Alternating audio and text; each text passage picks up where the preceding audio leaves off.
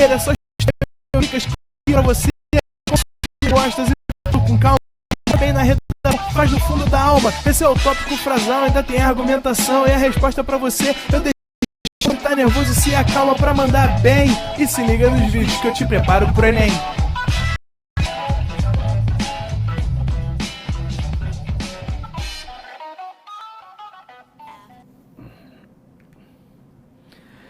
Fala galera, fala indivíduos, fala alunos pro Enem, sempre um prazer inenarrável estar com vocês mais uma vez, mais uma noite. Estamos aí para falar de filosofia, para falar sobre lógica. Tranquilidade? Espero que todos estejam bem, né? E vamos começar, vamos enrolar muito não. Vamos lá que a aula de hoje é uma aula longa, tá?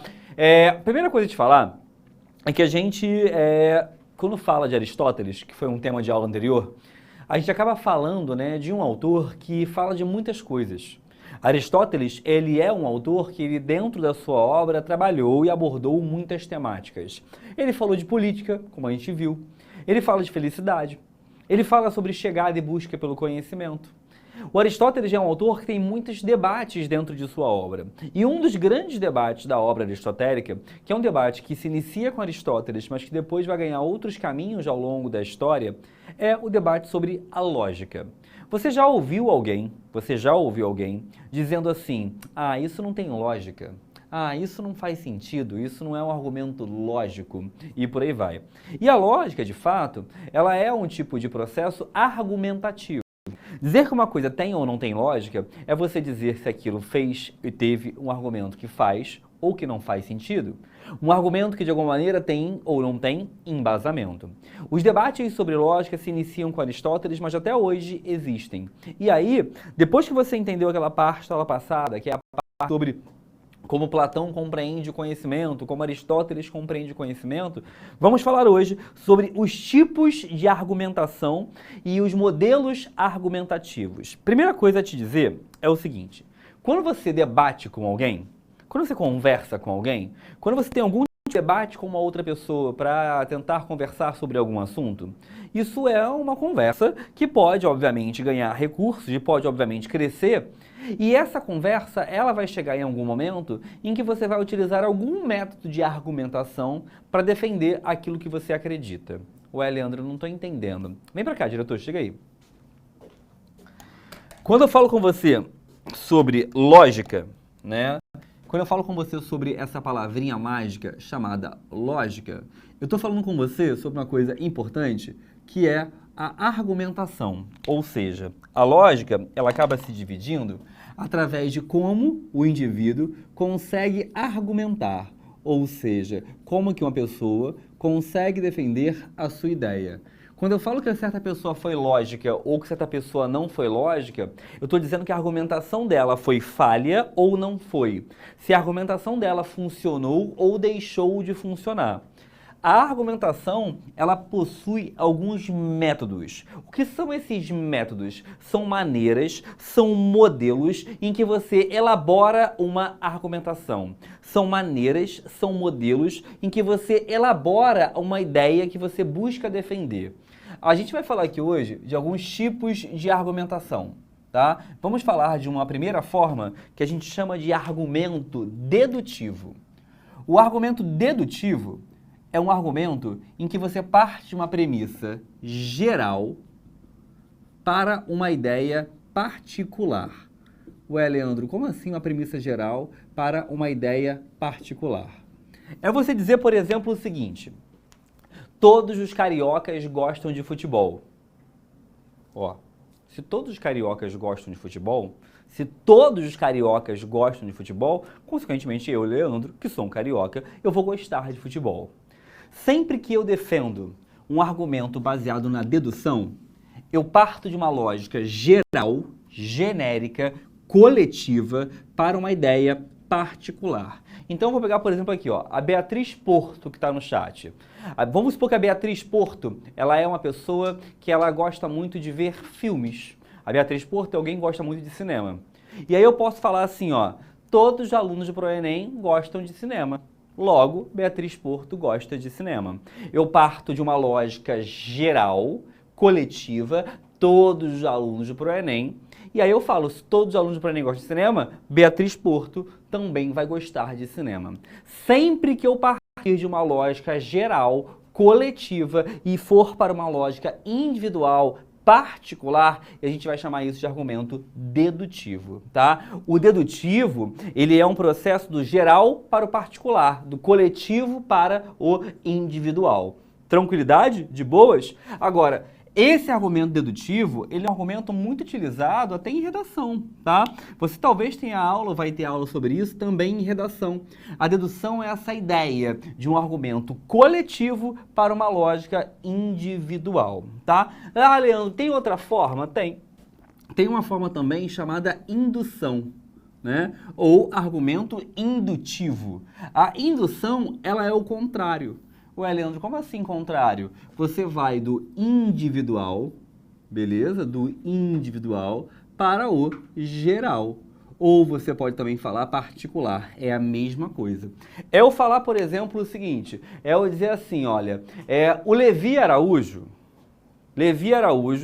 ama basquete. Logo, todo aluno do ProEnem ama basquete. É eu partir de uma lógica individual para uma lógica geral, de uma questão particular para uma lógica coletiva. Então, repara, se eu for pelo caminho do geral para o individual, é um argumento dedutivo. Se eu for do caminho do individual para o individual, é um argumento indutivo, tá? E aí tem uma coisa importante de você perceber que ao longo do seu cotidiano, você usa esses argumentos. Você usa essa forma argumentativa. Você tenta ser lógico em muitos momentos, usando essa ideia. Se você vai do coletivo para o individual, dedução. Se você vai do individual para o geral, indução, tá? E aí, depois que você entendeu isso, né, a gente parte por uma segunda lógica, chamada analogia. Analogia, tá? A analogia, ela é interessante, né? Porque a analogia, você vai do individual para o individual. Ué, Leandro, como assim do individual para o individual? Na analogia, você fala assim, ó, vou pegar aqui, vou escrever aqui para te dar um exemplo, tá? É você dizer assim, Milena Nascimento fez uma receita de lasanha e ficou muito gostosa. Logo, Leandro fará uma receita de lasanha e também ficará muito gostosa. Eu parti de um indivíduo e fui para outro indivíduo e usei uma lógica do indivíduo para o indivíduo. Então, entenda uma coisa importante. Os modelos argumentativos têm nomenclaturas de acordo com a forma onde você inicia e onde você chega, beleza? Se eu vou do geral para o particular, dedução. Se eu vou do individual para o geral, indução. Se eu parto do individual para o individual, é analogia, tá? Esses modelos argumentativos, eles vão ser usados no nosso cotidiano. A gente o tempo inteiro usa eles, tá? E aí, quem gosta de print, tira o print aí, mas vamos lá para o quadro, para o slide, que eu quero te mostrar um negócio. Vamos pegar exemplos, tá? Ó, indução do particular para o geral, tá? O processo indutivo, você tem que lembrar que é sempre do indivíduo para o geral. Dedutivo, do geral para particular ou do universal para particular. E aí existe a analogia, que eu te falei. A gente pode chamar de analogia, mas também tem um segundo nome, que é indução imperfeita. Por que indução imperfeita? Diretor, vem aqui rapidinho. Porque a indução é do individual para o geral. Por que indução imperfeita? Porque é do individual para o próprio individual, né? Eu não fui para o coletivo, eu fiquei do indivíduo para o indivíduo. Aí a gente vai chamar de analogia. Volta comigo, diretor. E aí, deixa eu te dar alguns exemplos aqui de analogia. Ó. Se a roupa ficou bem em uma atriz de TV, vai ter espectador achando que vai ficar nela também. Então é tipo assim, ó, eu vi fulaninho usando uma roupa e ficou ótima na TV, logo eu vou comprar essa roupa que vai ficar bem em mim também. Pô, vai não, né? Talvez até fique, né? A chance é pequena, né? Ó, se tal comprimido fez bem para um amigo meu, vai fazer bem para mim também.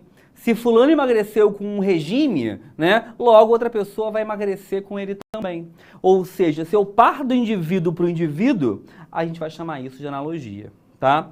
Essa era a primeira parte da aula. Aí você fala, pô, entendeu?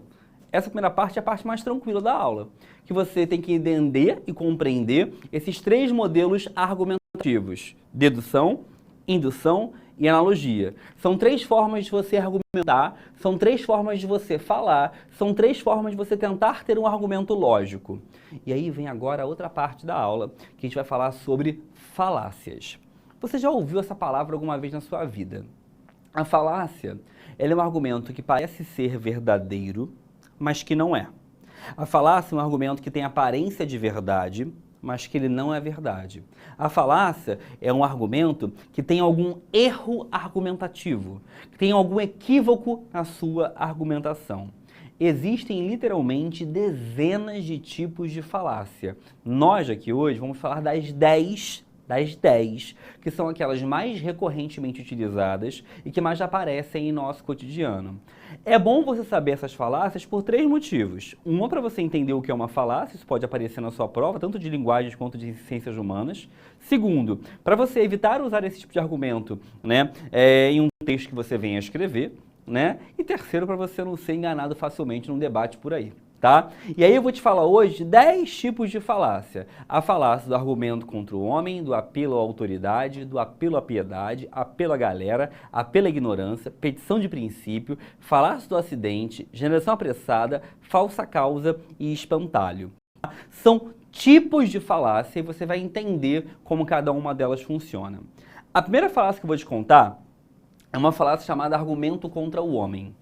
A falácia do argumento contra o homem é uma falácia em que você vai estar aprendendo, né, que existem pessoas que na hora de discutir, que na hora de debater, que na hora de conversar, usam muito isso aqui. A falácia do argumento contra o homem diz o seguinte: como o nome da falácia sugere, ela ocorre quando alguém, em vez de atacar alguma afirmação que alguém faz, ataca o autor da afirmação. Ué, Leandro, não me entendi. Vamos supor que eu estou discutindo com o Thiago Silva, tá? O Thiago Silva está no chat ali, estou discutindo com ele sobre algum tema. Chega uma hora da discussão que o Thiago Silva está melhor do que eu na discussão. E eu não tenho mais argumentos para atacar a ideia do Thiago. E aí eu começo a atacar o próprio Thiago. Ao invés de atacar a ideia, o argumento, a percepção que ele trouxe, eu ataco ele como pessoa. O argumento contra o homem é uma das falácias mais utilizadas. Quando as pessoas normalmente não sabem argumentar sobre um assunto, atacam a pessoa que está emitindo aquele argumento. Exemplos para vocês. João afirma que meu cliente cometeu um crime. Ora, mas João é um bêbado. Portanto, esse testemunho não tem valor algum. Veja bem, o fato de alguém ser um bêbado ou não, não tira dessa pessoa a possibilidade de saber que a outra cometeu um crime. Você atacou a pessoa moralmente e não a ideia que ela trouxe. Exemplo, você diz que fumar faz mal para a saúde, mas você fuma. Veja bem, como se a pessoa que fumasse não pudesse dizer que fumar faz mal para a saúde. Ou seja, é a ideia de você atacar a pessoa por quem ela é ou pelo que ela faz e não pela ideia que ela está trazendo. Outros exemplos. Me aconselha sobre educar meus filhos, mas é divorciado. Como se a pessoa, por ser divorciada, não pudesse falar sobre como educar filhos. Diz para ter paciência com minha esposa, mas é um padre. Como se um padre, por não ser casado, não pudesse falar sobre o casamento.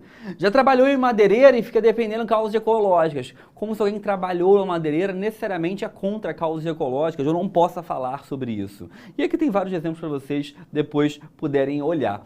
É a ideia de você atacar o indivíduo ou não a ideia que ela traz ou que ele traz. Tá? Esse argumento contra o homem é um dos mais utilizados, você vê ele a todo tempo em discussões, tanto no Twitter, né, quanto em discussões também na vida real. O ataque ao indivíduo e não à ideia que o indivíduo traz. Beleza? Fiquem atentos a isso. Você vai ver pessoas fazendo isso ao longo do seu cotidiano. Tem gente fazendo isso o tempo todo na sua vida, tá? Atacando o indivíduo e não a ideia que ele traz, tá?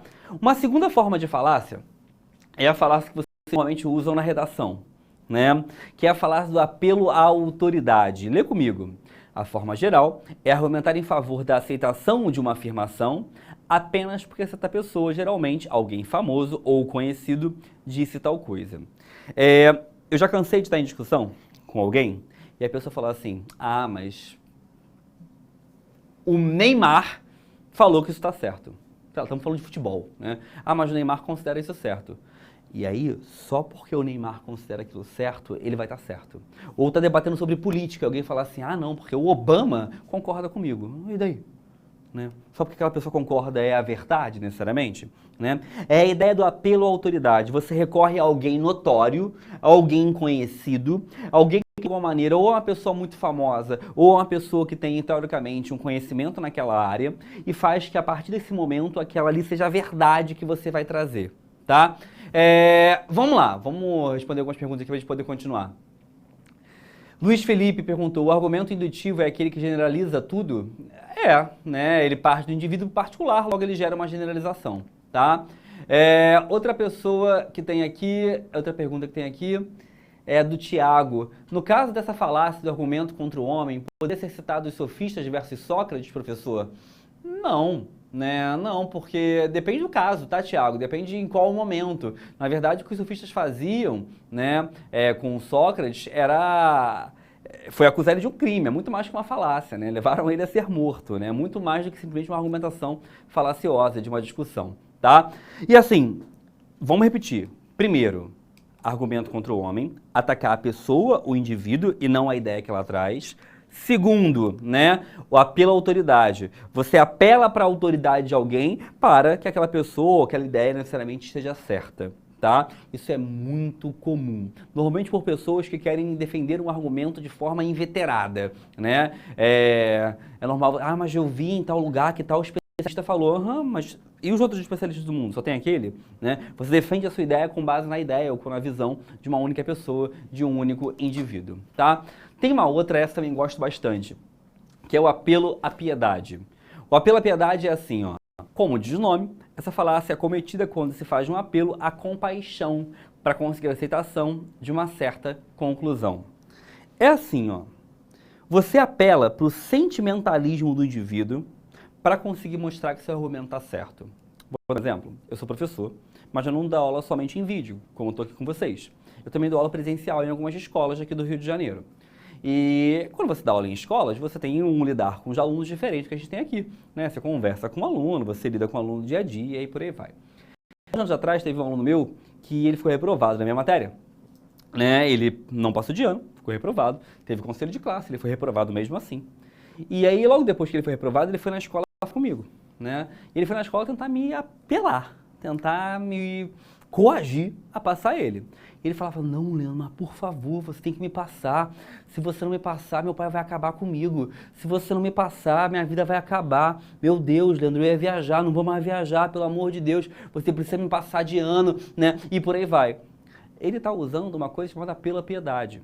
Ele está apelando para o sentimentalismo, por uma questão emotiva, né? E não para o argumento em si. Em nenhum momento ele falou assim, não, eu mereço passar porque realmente minha prova estava certa, você corrigiu errado. Não. Ele não está atacando o argumento em si. Ele está atacando um apelo emocional, emotivo, para que eu venha a passar ele. Isso é o chamado apelo à piedade, né? Vou ter aqui o exemplo. Ó. Você precisa me dar um ponto a mais na média, pois se não passar, não vou me formar. Os convites para a festa já estão feitos. É um exemplo de processo de apelo à piedade. Não vai funcionar, não comigo, tá? Mas olha só, vamos para a próxima. Apelo à galera, tá? O apelo à galera, ele é muito utilizado na propaganda. Ele é muito utilizado na publicidade, tá? Só um detalhe, tá, gente? Vocês estão reparando que tem aqui uns nomes de embaixo estranhos, né? Argumentum ad populum, né? Argumentum ad misericordiam. Isso é o nome do latim, né? Porque o direito utiliza muito isso e até hoje o direito utiliza essas nomenclaturas, tá? Quem vai fazer direito aí, quem quer ser advogado, vai se deparar com esses termos aí ao longo da vida depois, tá? O apelo à galera, ele fala assim, ó. Busca-se a aceitação de uma conclusão apelando para o entusiasmo das pessoas, geralmente através de um discurso emotivamente carregado. Acontece muito na propaganda. Eu adoro ver propaganda. Não sei vocês, mas eu adoro publicidade. Eu acho a publicidade uma das coisas mais interessantes do mundo. E a publicidade, ela quase sempre, ela usa esse apelo à galera. Por quê? Ela dá a ideia que se você comprar algum produto, você vai ter uma experiência... inacreditável, né? É tipo aquelas propagandas de cerveja que aparece alguém na praia, feliz, tomando uma cerveja com os amigos em volta, e aí aparece uma mulher linda, ou aparece um homem bonito, aparece um garçom simpático. É a sensação de aquele produto, né? Caso você consuma, vai te gerar um grande entusiasmo, uma relação emotiva, interessante. Aquelas propagandas de carro que você pega um carro novo, lindo, e aí você entra no carro, dirige pela cidade, a cidade está vazia, você dirigindo em alta velocidade, todo mundo te olha. Na vida real não é assim, na vida real você vai pegar o carro e vai ficar parado no trânsito, no sinal. Né? Na vida real você vai tomar uma cerveja, vai só tomar uma cerveja, tudo certo, acabou. Né? A propaganda, ela se apega a esse apelo à galera, a essa condição em que você apela à sensação que aquele produto ou que aquela circunstância vai te gerar, mesmo não sendo verdadeira, né? Mesmo sendo falsa na maioria das vezes. Eu gosto muito daquelas propagandas de shampoo, né, que bota uma pessoa tomando um banho, jogando shampoo, e a pessoa fala, ai, mas que experiência refrescante, né, ai, meu Deus do céu, minha pele é outra. Cara, é só um shampoo. Você vai usar, não vai nem lembrar que está usando shampoo, né? E é essa relação, né, de apelar para o entusiasmo, para uma experiência inacreditável, para aquela condição. Propaganda de manteiga. As pessoas felizes, todas de uma mesa, e pega a margarina e bota no pão, não sei o que lá. Pô, cara, é só gordura, né? Tá tudo bem ali, você vai comer, é gostosinho, é isso aí. Ninguém vai ficar feliz por isso, né? Propaganda de churrasco, as pessoas comendo carne, uma galera. É sempre isso, é sempre uma ideia muito grandiosa, né? Gosto muito também daquelas propagandas de sabão em pó ou de sabão líquido, que a pessoa pega um produto, joga na máquina, lava e mostra lá a máquina batendo, aí a pessoa tira o produto, ela cheira, passa no rosto assim, ai meu Deus, que macio que está, né? Cara, ninguém faz isso, né? Mas você apela para a sensação. Você apela para a sensação que se pode gerar. E as pessoas muitas vezes compram aquela sensação, tá? Isso é uma falácia também. Lembrando sempre que falácia é um argumento que parece verdadeiro, mas que não é. Logo, é um argumento com falha lógica. Então, é algo que estão fazendo para te enganar, né? A falácia, ela sempre tem a intenção de enganar, tá? Ou de manipular alguma pessoa, tá? Alguém ali no chat botou assim, e de absorvente? Cara, absorvente é um negócio bizarro, porque assim, absorvente ele tem a intenção de conter, né, o sangue feminino, da menstruação, e aí você tem uma propaganda que assim, ai, me sinto muito mais livre agora usando absorvente. Pelo amor de Deus, gente, é um absorvente, né? E aí você vai entendendo, né, essa sensação que a propaganda tenta gerar e com uma emoção incrível para as coisas que estão ao nosso redor. Tá? Isso aí é falácia do apelo à galera, tá? Ela é bem comum, a propaganda usa muito ela, tá?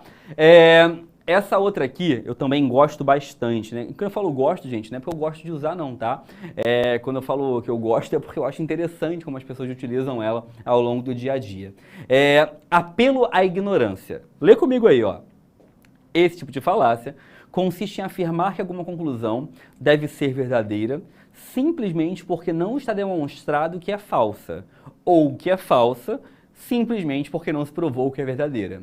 É você apelar para a ignorância das pessoas sobre um tema, e quando eu falo ignorância é para o desconhecimento, para a partir desse desconhecimento afirmar que uma coisa realmente existe. Ah, Leandro, fiquei confuso. Calma, com exemplo vai ficar mais fácil. Deus existe, pois ninguém conseguiu provar que não existe. Ou o contrário, Deus não existe, pois ninguém conseguiu provar que existe. Isso não é prova de nada, nem que sim, nem que não.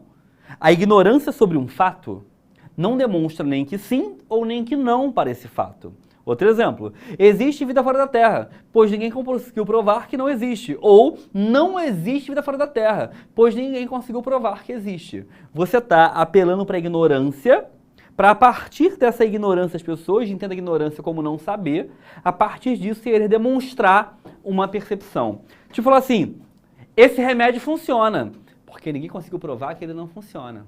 Na pandemia foi usado isso aí, hein? Na pandemia teve gente usando isso aí, né? Esse remédio funciona, porque se você não conseguir mostrar que não funciona, ele funciona, né? Isso é um tipo de argumento, né, muito comum. É o apelo à ignorância, tá? Ele é bem utilizado também, se você ficar atento, você vai reparar ele e vai observar ele em muitos lugares. Isso também é um argumento com falha lógica, tá? Deixa eu ver aqui alguma perguntinha aqui. Lucas falou assim, professor, poderia dizer que o apelo à piedade é usado em propaganda ou marketing? Tem propaganda que usa assim, tá, Lucas? Tem propaganda que usa assim, esse apelo à piedade, né? Um apelo à questão emotiva, né? E por aí vai. Tem sim, rola gente utilizando esse tipo de percepção sim.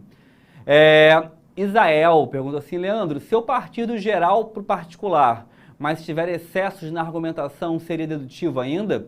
Sim, Isael, se parte do geral e foi para o particular, é um argumento dedutivo, tá bom? Tranquilidade? Vamos lá, vamos pro próximo. Petição de princípio, essa aqui é muito irritante, A coisa que mais me dá raiva no mundo é discutir com alguém que começa a usar a petição de princípio, porque dá vontade de esganar a pessoa. Porque olha só, esse argumento ele também pode ser chamado de círculo vicioso, que quando a pessoa repete a mesma coisa em looping, só que utilizando outras palavras. Exemplo, Érico Veríssimo é um escritor bem melhor que Jorge Amado. Por que você diz isso? As pessoas de bom gosto literário preferem Érico Veríssimo a Jorge Amado. O que é uma pessoa de bom gosto literário? Uma pessoa que prefere Érico Veríssimo a Jorge Amado. Meu Deus do céu. É quando a pessoa vai repetindo o mesmo argumento com palavras diferentes, de formas diferentes, mas falando sempre a mesma coisa. É tipo assim, pai, posso ir numa festa? Não. Por que não? Porque eu não quero que você vá. Por que você não quer que eu vá? Porque eu não estou com vontade que você vá. Por que você está com vontade? Porque eu não estou bem para você ir hoje. Por que você não está bem para ir hoje? Porque eu não acho que é bom que você vá hoje. Cara, você ficar usando o mesmo argumento, Essa aqui é uma das mais fáceis de você perceber. É uma das mais fáceis de você desmascarar. As outras que eu falei até então, nem sempre são fáceis de você desmascarar, tá? Nem sempre. Mas tem muita gente que faz essa aqui e nem percebe o que está fazendo. Vai usando sempre o mesmo argumento, né? De forma diferente, mas usando sempre a mesma coisa. Tá bom? Tranquilo? Essa que eu vou falar aqui agora, né? Essas duas que eu vou falar agora são bem tranquilas também. E a gente meio que já falou delas na aula de hoje. Uma é a falácia do acidente. A falácia do acidente, ela diz assim, ó. Consiste em tomar uma afirmação geral como se não tivesse exceções. Aplicar uma regra geral a um caso particular. É quando você faz uma dedução. O que é dedução? Diga aqui, diretor. Dedução, olha aqui, ó. Do geral particular. Então, é quando você faz uma dedução sem prever exceções. A gente chama isso de falácia do acidente. Volta aí, diretor. É isso aqui, ó. Exercício é bom. Logo, todos devem se exercitar. Parte de uma lógica geral, exercício é bom. E falei que todo mundo deve fazer. Só que assim, sei lá, uma pessoa que tem um problema cardíaco, alguém que tem um problema de articulação, alguém que tem algum problema médico, talvez não seja para ela fazer. Né? Exemplo, o que você comprou hoje no supermercado para comer no almoço, você vai comer no almoço. Você comprou carne crua, logo você vai comer... Não, esquece aqui, isso aqui está errado. Ignora, esse exemplo aqui é de outra falácia. Mas assim, existe uma coisa da acidente que é você partir de uma lógica geral para uma particular sem entender que há exceções. Exemplo, todos os alunos do ProEnem gostam da aula, sei lá, do David de redação. Né? Logo, todos os alunos presentes nessa aula de hoje gostam da aula do David. Não, gente, mas tem exceção. Né? Estou partindo de uma lógica dedutiva sem perceber que deduções ou sem perceber que exceções possam vir a acontecer, possam vir a ocorrer. Tá? Sempre que eu faço uma lógica dedutiva, tá? Do geral particular, sem pensar em exceções, isso é um tipo de falácia, tá? A outra, né, é eu tirar o contrário, é eu fazer a indução, tá? Eu pensar assim, ó, Leandro gosta de comer logo quando acorda. Logo, todo mundo tem que comer logo quando acorda. Se eu não prever que existam exceções nisso, isso também é uma falácia. Se eu não prever que exceções possam acontecer, isso é uma falácia, né? Então, assim, correr faria mal a João que acaba de passar por uma cirurgia. Logo, exercício faz mal à saúde. Cara, não é porque faz mal para o João que vai fazer mal para todo mundo, né? Ou seja, conheci uma pessoa da nacionalidade N e era uma pessoa arrogante. Semana passada fiquei conhecendo outra pessoa da mesma nacionalidade, também arrogante. As pessoas de tal nacionalidade são todas arrogantes. Estou partindo de causas particulares para criar uma noção geral, para criar uma noção padrão, tá bom? E eu só quero mostrar isso para vocês, que a dedução e a indução, quando não se prevê exceções, elas também são falaciosas. Beleza, gente, tranquilo. Eu sei que são muitos nomes, né? Mas é bacana que você entenda como essas falácias aparecem para nós. E vamos falar aqui das duas últimas, e assim são as duas minhas prediletas, tá? Então quem tá meio dormindo aí, acorda, que são as duas mais legais. Vocês vão ver por que são as mais legais. Primeiro, falácia da falsa causa. A falácia da falsa causa é uma falácia que consiste em tomar como causa algum evento que não é a causa, ou inverter a relação de causa e efeito. Repara, duas coisas podem acontecer ao mesmo tempo e terem total relação. Agora, também pode ocorrer de duas coisas acontecerem ao mesmo tempo e não terem nenhuma relação. Nenhuma relação. Um exemplo para você. Hoje no mundo, 2023, existem mais pessoas com câncer, com a doença câncer, hoje em dia, do que existia, por exemplo, há 100 anos atrás. Perfeito? Todo mundo concorda com isso? Hoje tem mais pessoas com câncer do que tinha 100 anos atrás. Hoje tem mais pessoas usando celular do que tinha há 50 anos atrás. Então, se o número de pessoas com celular está aumentando, de pessoas com câncer também está aumentando, eu posso te falar que celular causa câncer. Aí você fala, pô, Leandro, que coisa de maluco. É. Mas já fala de falsa causa, ela pode ser muito bem utilizada. Sempre que eu pegar dois acontecimentos que ocorrem ao mesmo tempo e dizer que só porque eles estão acontecendo ao mesmo tempo eles possuem relação, isso é uma falácia de falsa causa. Um exemplo, vamos supor que eu entrei num governo, eu sou um político, eu sou, sei lá, um governador de um estado, e eu falo assim, a educação melhorou no meu primeiro ano de governo. Mas repara, não é porque a educação melhorou naquele primeiro ano e aquele governador está no poder naquele primeiro ano que necessariamente essas duas coisas têm relação. Pode haver outros motivos por trás. Então, a grande questão é, a falácia de falsa causa ela é muito facilmente convencida. Porque quando as pessoas olham, opa, foi ao mesmo tempo, logo, necessariamente, faz sentido.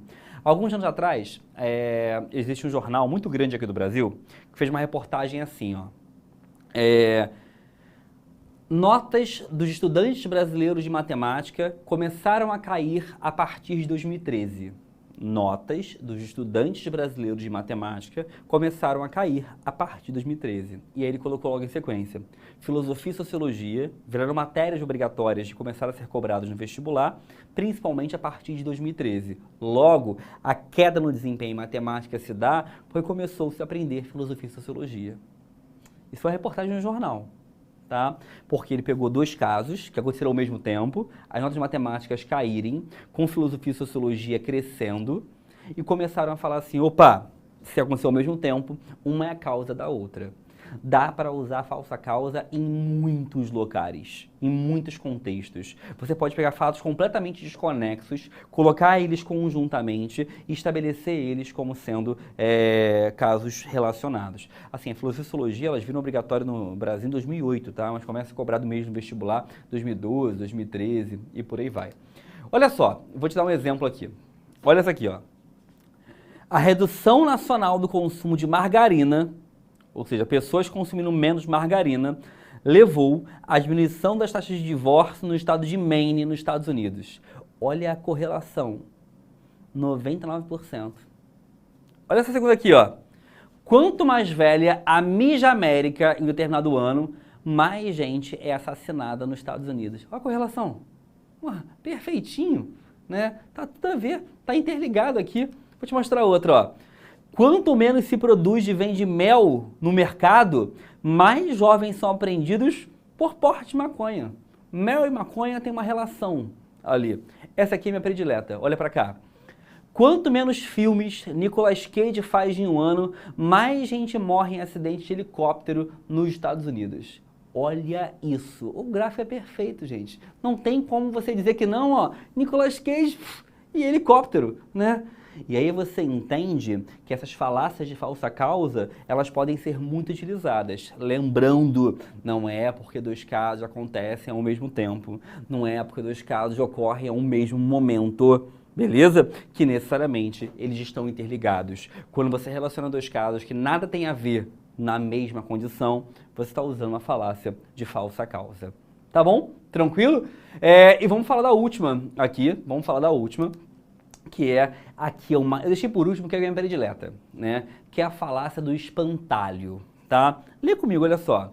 A falácia do espantalho é uma falácia informal em que o debatedor ignora do posicionamento do adversário, substituindo tudo por uma versão mais distorcida, que não representa o que de fato o adversário defende.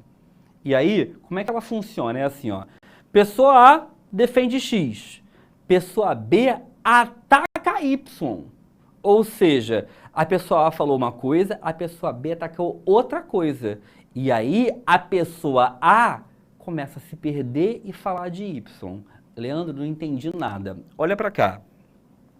Maria, é preciso repensar a política de combate às drogas. Lá vem esse pessoal dizer que é melhor liberar as drogas. Cara, a pessoa não falou de liberar as drogas, ela falou de política de combate às drogas. Mas alguém fala assim, quer liberar as drogas, hein? Outra, eu sou a favor da criação de mais programas sociais. E é comunista.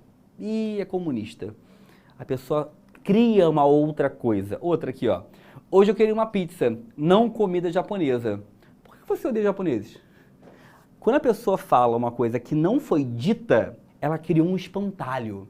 Ela cria um novo argumento. Essa aqui tem o tempo todo, né? Que era assim, não era isso que estava escrito.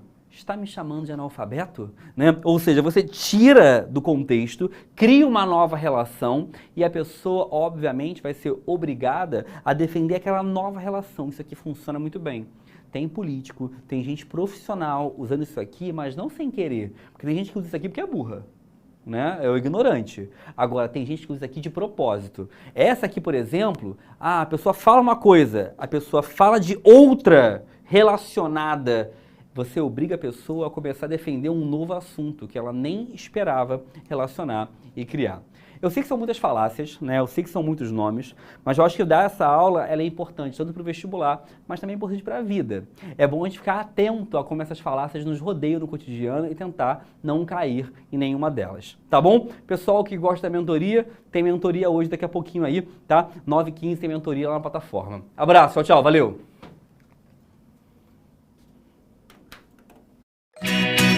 Assista nossas aulas a hora que você quiser. Vem com o Pro, o cursinho online que mais aprova no Enem. Assine em proenem.com.br.